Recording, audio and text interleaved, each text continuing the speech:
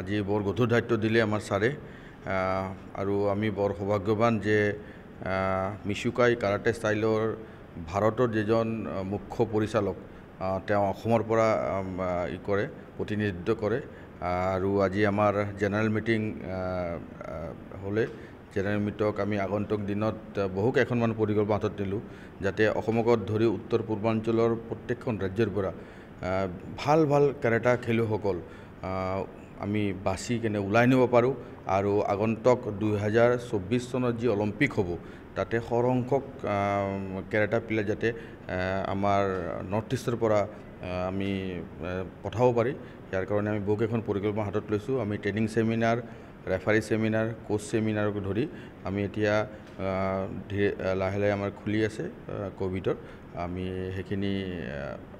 বিভিন্ন ৰাজ্যত গাঁৱে ভূঞে আমি সেমিনাৰ পাতিম মিশুকাই কাৰাটে এছ'চিয়েশ্যন অফ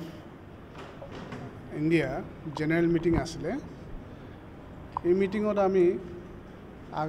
আগত training camp national tournament championship এই বছৰ আমি আলোচনা কৰিছোঁ আজি তাৰপিছত আমাৰ নেশ্যনেল বডি আজি আমাৰ জেনেৰেল ছেক্ৰেটাৰী ডিক্লেয়াৰ হৈছে ডাক্তৰ মনোজিত সিনহা আমাৰ national body general secretary declare হৈছে আৰু আমি আগত প্ৰগ্ৰামকেইটা কেনেকৈ কৰি যাম ডিটেইলছকেইটা আমাৰ আজি মিশুকাই জেনেৰেল ছেক্ৰেটাৰী অল ইণ্ডিয়া তেখেতে কথা পাতি যাব